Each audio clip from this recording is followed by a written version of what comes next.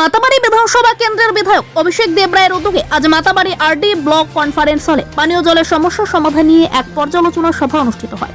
সভায় উপস্থিত ছিলেন ব্লকের চেয়ারম্যান শিল্পী দাস, বিডিও, DWS দপ্তরের আধিকারিক সহ বিভিন্ন পঞ্চায়েত প্রতিনিধি ও পাম্প অপারেটররা।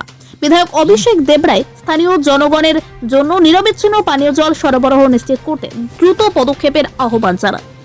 নিয়ে আমরা চেষ্টা করি যে কী সমস্যাগুলো আছে সেগুলো সমাধান করার। তো DWS একটা বড় আমাদের লাইন ডিপার্টমেন্ট, এবং তার সমস্যাও অনেক।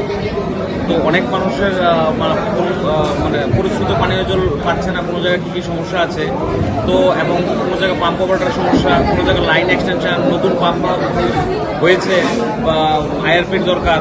এরকমভাবে আমরা সমস্ত GPVC থেকে সমস্ত প্রধান, উপপ্রধান এবং আমাদের যারা pump operator plus panchayat secretary, BDO, extension, আমাদের ডিপার্টমেন্ট যারা আছে, executive, SDO plus engineer, panchayat সমিতির চেয়ারম্যান সমেত আমরা আজকে একটা মিটিংয়ে বসেছি যে কোন কোন পঞ্চায়েতে কোন কোন ভিসিতে কী কী প্রবলেম, এগুলোকে আমরা লিস্ট আউট করছি এবং আবার এক মাস পরে আবার বসবো এবং কী কী প্রবলেম এগুলো কীভাবে সলভ করা যায় তাকে নিয়ে এটা উদ্যোগ নেওয়া, যেন মানুষ যেন পরিশ্রুত পানীয় জল, বিশুদ্ধ পানীয় জল পেতে পারে।